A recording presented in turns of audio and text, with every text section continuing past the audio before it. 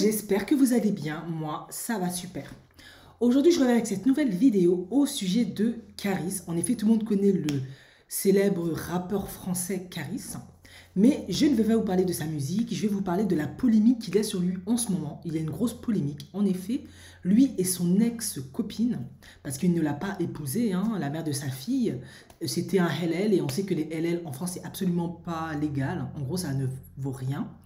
Eh bien, sont en conflit ouvert sur la toile. Du moins, elle a posté plusieurs vidéos où elle explique un certain nombre de choses sur leur relation et c'est vraiment épineux. Mais force est quand même de constater que ce qu'elle a vécu, beaucoup de femmes finalement l'ont vécu. Ils sont restés 14 ans ensemble. Donc quand elle a connu Caris, d'après ce qu'elle explique, il n'était pas grand-chose, on va dire. C'était pas encore un homme accompli. On va dire, c'était même pas un potentiel vraiment. Il n'avait pas vraiment de plan, on va dire. En tout cas, ils étaient surtout dans sa tête. Hein. Tout le monde sait que la musique, c'est pas facile. Hein. Il y a beaucoup d'appelés, mais peu d'élus. Et du coup, elle est tombée amoureuse de lui, elle l'a soutenu pendant 14 ans et d'après ce qu'elle explique, hein, parce que je ne la connais pas, elle a contribué à faire de lui ce qu'il est. Mais au bout de 14 ans, une petite fille à la clé, Caris l'aurait trompé et l'aurait laissé tomber pour une nouvelle copine qu'il a hellénisée mais qu'il a toujours pas épousée, avec qui il a eu un second enfant. Et comment le conflit finalement ouvert sur Internet s'est mis en place plus ou moins. Je ne vais pas rentrer dans les détails, ce n'est pas le but de ma vidéo, puisque moi je suis coach thérapeute, je vais plutôt analyser d'un point de vue thérapeutique. Eh bien, c'est parce qu'il avait posté une photo de lui et de sa petite fille, ainsi que de son fils, hein, je crois que c'est un garçon, et ça ne lui avait pas plu, elle estimait que c'était beaucoup trop, c'était un affront, un manque de respect, et là, elle a tout balancé, bien que il y avait un contrat qui avait été de confidentialité qui avait été signé, qu'elle ne devait pas dévoiler un certain nombre d'informations, et maintenant c'était guerre ouverte, elle a tout balancé. Et du coup, de ce que j'ai compris, parce qu'elle a dit tellement d'informations, que je peux pas vous dire tout ce qu'elle a dit. Je pense que j'ai pas retenu non plus parce que c'était pas extrêmement pertinent pour moi, mais j'ai compris qu'il ne l'avait pas épousée. J'ai compris qu'après l'avoir quitté, il a décidé, il avait acheté une maison, devant la maison alors qu'elle était encore dedans, il ne savait pas où aller. Au niveau de la pension alimentaire, c'est la galère. Visiblement, il veut pas donner grand chose ou rien, quelque chose comme ça. En tout cas, c'est très très compliqué. Elle galère beaucoup. Il me semble qu'elle vit, il me semble, hein, je suis pas trop sûre de mes souvenirs, de ce que j'ai entendu, il y avait tellement d'informations, qu'elle vit chez sa mère avec sa fille, ou en tout cas, c'est une maman solo et c'est pas évident pour elle. Voilà, de ce que j'ai compris, excusez-moi si je me trompe, mais je crois que c'est pas évident pour elle. Mais j'ai également vu un article sur la nouvelle campagne de Caris qui, elle, avait porté plainte, il me semble, contre Linda parce qu'elle se sent harcelée. Elle trouve qu'elle a vécu des choses extrêmement violentes à son compte de la part de Linda. En effet, elle l'aurait harcelée, elle l'aurait tenté de l'agresser. Il y a tout un tas de choses que Linda aurait faites à son encontre. Et du coup, elle en a marre et elle a décidé de porter plainte. Plus ou moins, c'est ça. Et puis, bien évidemment, Caris, il se prononce en disant que lui, il est pour rien, vous m'avez compris. Euh, Ça commence à devenir vraiment très très très compliqué.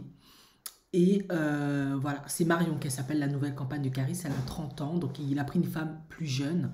En effet, Linda, il me semble qu'elle a plus ou moins le même âge que Caris, hein, 38, bientôt 40. Et voilà, elle dit qu'elle reçoit des insultes sur les réseaux sociaux, Marion, des appels malveillants. Elle a déposé plainte contre X pour harcèlement et dégradation de son véhicule. Elle dit qu'on l'appelle la nuit, qu'on l'insulte, que c'est devenu un enfer. Ils ont même dû de déménager à l'étranger. Donc elle est prothésiste ongulaire. Hein. Elle dit vraiment on a été obligé de quitter notre domicile et de s'installer à l'étranger. Et elle dit qu'apparemment ce serait pour une histoire d'argent. Voilà, elle dit que Marion, en tout cas Marion dit qu'elle est la cible de Linda, qui est l'ex de Caris, qui reproche aux rappeurs de lui verser une faible pension alimentaire pour s'occuper de leur fille. Voilà, maintenant Marion dit qu'elle a peur, qu'elle se ferme à clé, que cette femme doit les laisser tranquilles, parce que apparemment d'après ce qu'elle dit, hein, que Linda dit qu'elle a volé sa vie. Marion dit que c'est pas le cas. Bon, on connaît, hein, Tisa titulaire, Tisa, c'est toujours ça. Et voilà, elle va être tranquille. Hein. Voilà, elle dit sur les réseaux sociaux, elle a supprimé ses comptes. Mais que des personnes ont réussi à trouver sa petite sœur, ils ont pris des photos, ils les ont mis en ligne. ça a des conséquences désastreuses sur sa vie de famille, qu'elle est plutôt quelqu'un de discrète hein, et qu'elle n'a pas du tout envie que sa vie soit étalée sur les réseaux sociaux, tout ça pour une portion alimentaire. Il y a vraiment une campagne de dénigrement, de diffamation à son encontre et que c'est devenu vraiment une violence psychologique hein, et qu'elle a peur que ça devienne physique, c'est la façon de dire, qu'elle est vraiment en train de subir quelque chose qui a été orchestré, organisé contre elle de la part de Linda, qui instrumentalise les réseaux sociaux pour se venger. Voilà, c'est plus ou moins ça. Donc Linda a reçu le soutien de Booba. Enfin bref, ça c'est... Voilà, en gros c'est ça l'histoire. Mais moi, qu'est-ce que je voulais vous dire par rapport à ça? Je ne les connais pas, donc je ne vais pas juger ce qui s'est passé dedans, mais je peux déjà vous dire un peu thérapeutique ce qu'il en est. En effet, j'ai fait plusieurs vidéos là-dessus. Comment se mettre en relation avec un homme alpha. Mais quand je dis homme alpha, ça peut être aussi un autre homme. Hein. C'est des conseils qui peuvent aussi s'appliquer à d'autres hommes, mais... en faisant attention parce que c'est pas du tout parfois les objectifs sont pas les mêmes forcément quand on a de l'argent et quand on n'en a pas ou quand on aspire à des grandes choses parce qu'on a de l'ambition et lorsqu'on aspire à pas grand chose c'est pas du tout la même chose mais c'est quand même des conseils que vous pouvez glaner et moi qu'est-ce que j'avais déjà expliqué par rapport à ça. Voilà, Linda c'est une femme visiblement qui a sacrifié on va dire sa vie, c'est ce que on va dire ça comme ça, c'est des grandes lignes pour un homme qu'elle a aimé, qu'elle a soutenu parce qu'elle estimait que c'était ce qui était juste à faire. En effet, ce n'est pas la première personne à avoir fait ça, ce ne sera pas la dernière. C'est quelque chose que beaucoup de femmes ont tendance à faire parce que c'est une manière pour elles hein, de montrer leur amour. En effet, je l'ai déjà expliqué, de par notre éducation et du fait qu'on donne la vie, on a tendance à parfois être dans un amour inconditionnel. J'avais déjà expliqué ça dans une vidéo en expliquant les différents types de femmes malheureuses en amour. J'avais parlé de la femme soumise, la femme dépendante, de l'inconstante, de celle qui a le syndrome de Cendrillon. Eh bien, qu'est-ce qu'elles avaient en commun toutes ces femmes? Si vous regardez la vidéo, ce sont des femmes qui ont du mal à avoir une certaine autonomie affective et qui ont tendance à trop donner, trop s'impliquer, de tout mettre en œuvre pour que l'homme les aime, les choisisse, ça s'appelle l'élu. Donc elles vont beaucoup donner à l'homme. Et souvent, qu'est-ce qui se passe? Elles ne reçoivent pas en retour ce qu'elles ont donné. En effet, l'homme va les négliger, va les dévaloriser, va parfois les tromper, va parfois les battre, va parfois partir et les abandonner. Et elles ne vont pas récupérer ce qu'elles ont investi. Et ce sera souvent l'incompréhension parce que pour elles, et je comprends, selon leur psychologie, elles ont fait juste en se donnant autant. Et Linda, bon, je pense qu'elle a maintenant appris de ses erreurs, hein, très certainement, eh bien, elle rentre pour moi dans ce cadre-là, parce que c'est ce qu'elle explique, hein, elle a fait beaucoup pour cet homme, elle a fait de lui ce qu'il est, et il est parti. Et ce que j'avais expliqué aussi dans ma vidéo de coaching, pourquoi souvent certains hommes ne rentrent pas. Ça peut être conscient et inconscient. Eh bien, j'avais expliqué, c'est parce que quand une femme met en œuvre tout ça, elle ne se rend pas compte, mais elle instaure une relation de dominant-dominé, d'esclave et de maître.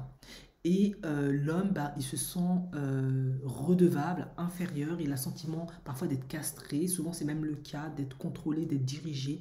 Il ressent ça comme une humiliation, comme une dévalorisation, parce qu'il a le sentiment qu'il est obligé de aimer à tout prix cette femme, de la valider, de l'accepter, de faire avec elle, parce que elle, d'une certaine manière, elle essaie d'être la plus parfaite possible. Du coup, lui, souvent, et c'est ce qui se passe souvent, elle va se retrouver avec des hommes qui sont capricieux, qui sont difficiles.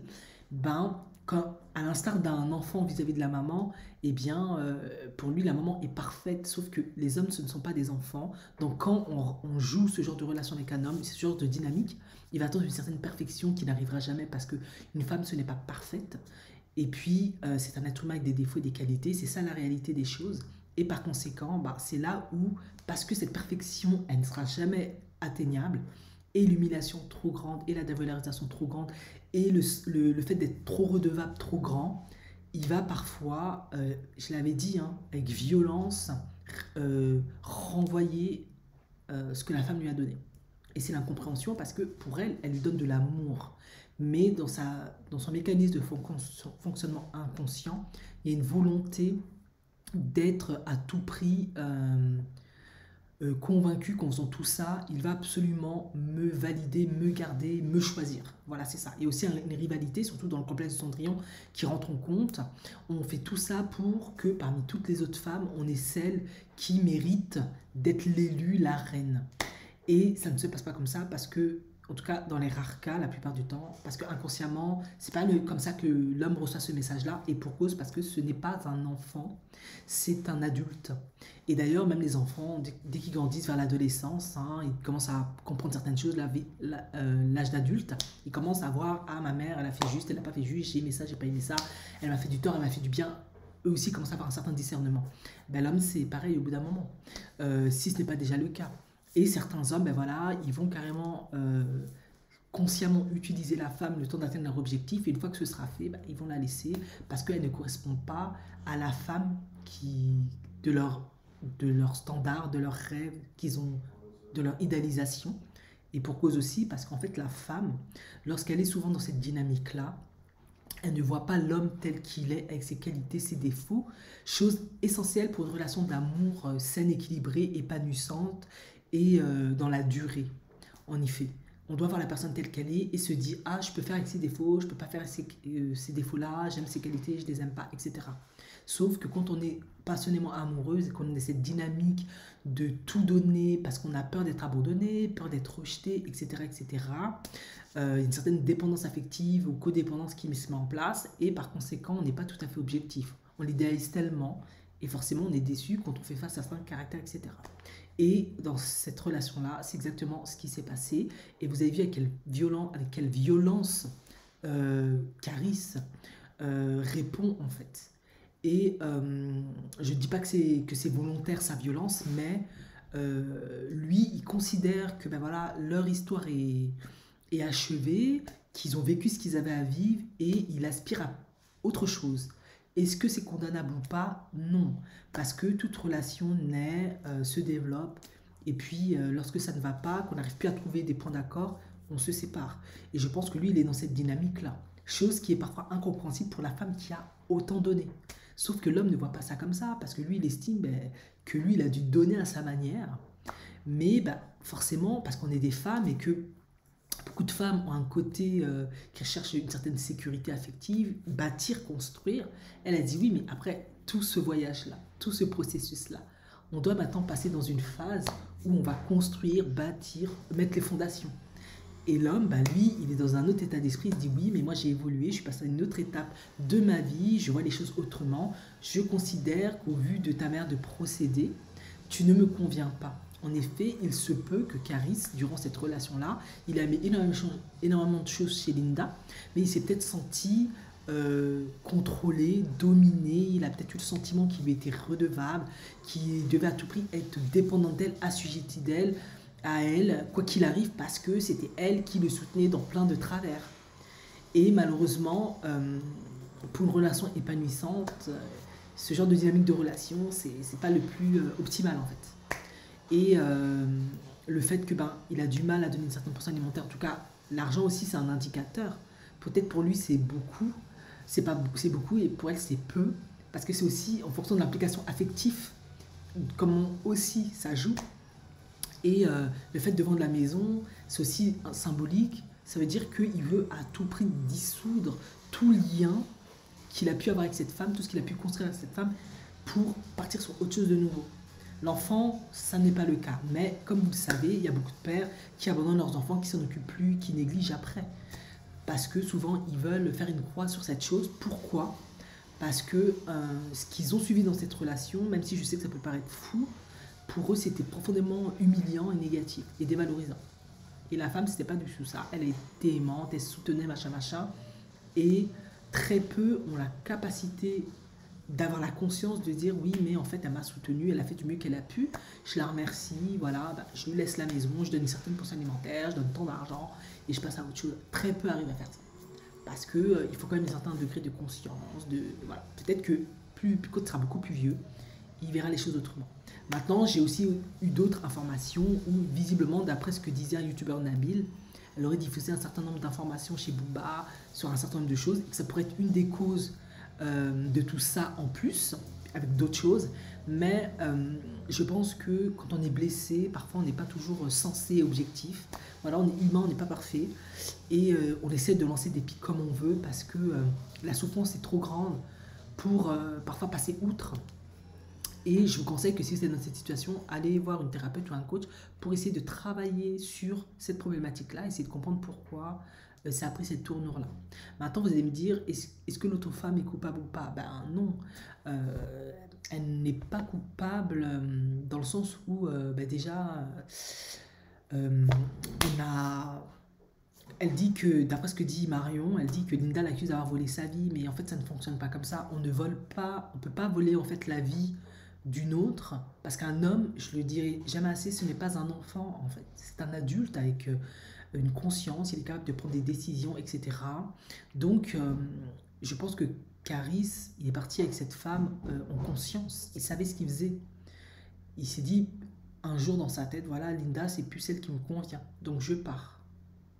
Donc, elle a raison, elle n'a pas du tout volé cet homme. On ne vole pas un homme comme on volerait un bébé. Vous êtes au courant de cas de bébés qui ont été volés? Oui, un bébé, on peut le voler parce que un bébé n'a pas la maturité, la conscience et le développement psycho-affectif pour discerner parfois ce qui se passe autour de lui. Donc, en tout cas, pas un certain degré. Donc, oui, on peut voler un bébé, mais on ne vole pas un homme.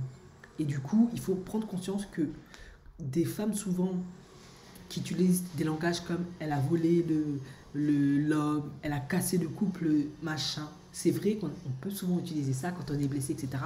Mais objectivement, ce n'est pas possible.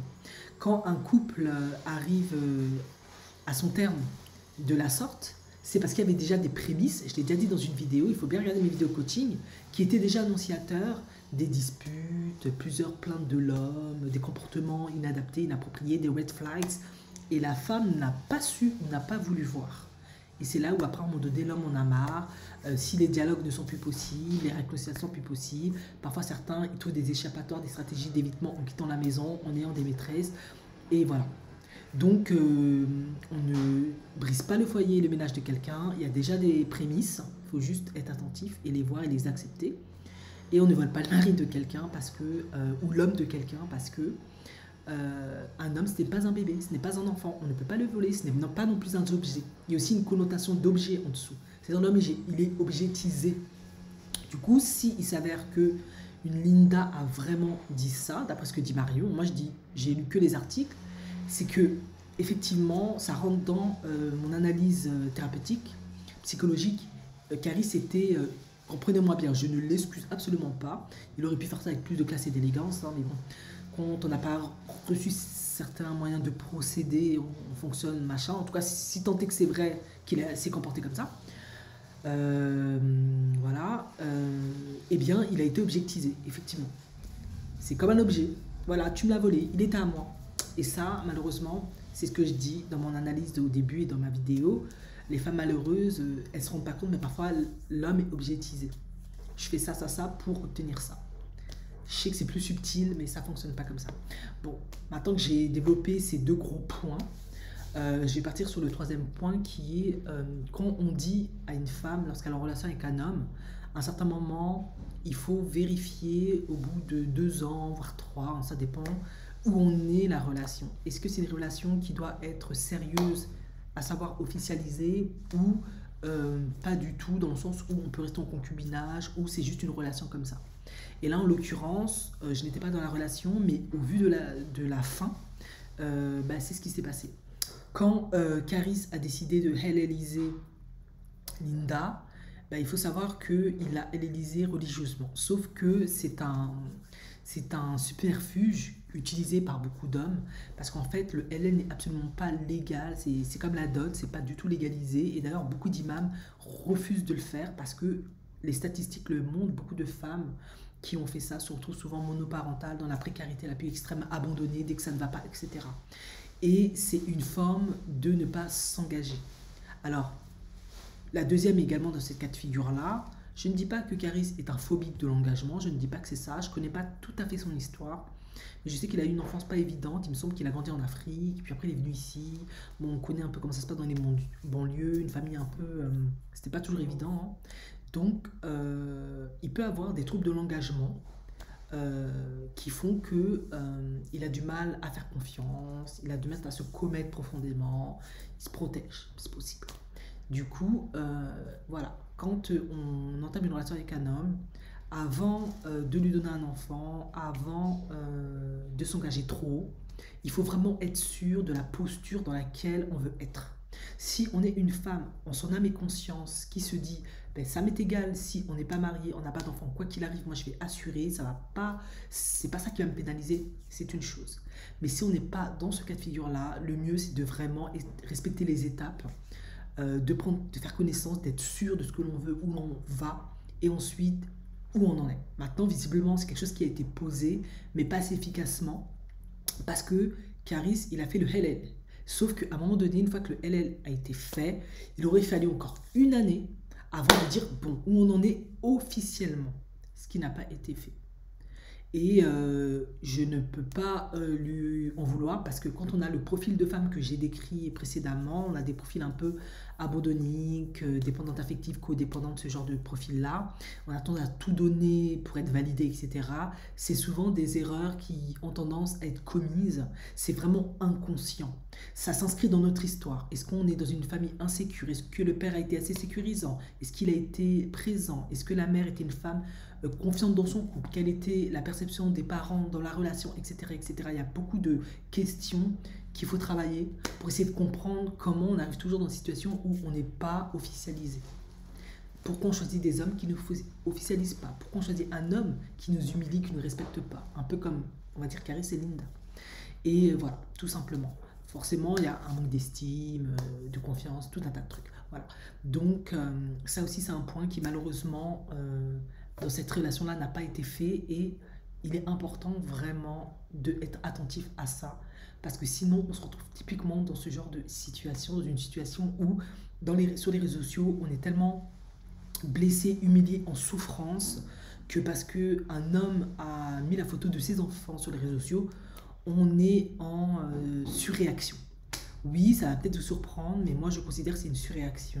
Caris a parfaitement le droit de mettre la photo de ses enfants sur les réseaux sociaux. Ce sont ses deux enfants, il les a reconnus. Ce n'est pas du tout un crime, ce n'est pas du tout un problème en fait. Mais quand on est en souffrance, on n'a pas guéri ses blessures antérieures, on n'a pas travaillé sur tout ça, c'est comme on va prendre ça encore plus comme un coup de poignard, comme une trahison. Or, la probabilité un jour que ça arrive est élevée. C'est une star, il est connu, il est toujours sur les médias, il est toujours sur les réseaux sociaux. C'est ses enfants. Donc, tôt ou tard, ça allait se faire en fait. Même s'il était resté avec elle et qu'elle était la Chisa, si l'enfant était dehors, un jour il allait se montrer. Donc, ce qu'il a fait, c'est pas faux. Ça, franchement, honnêtement, ce n'est pas faux.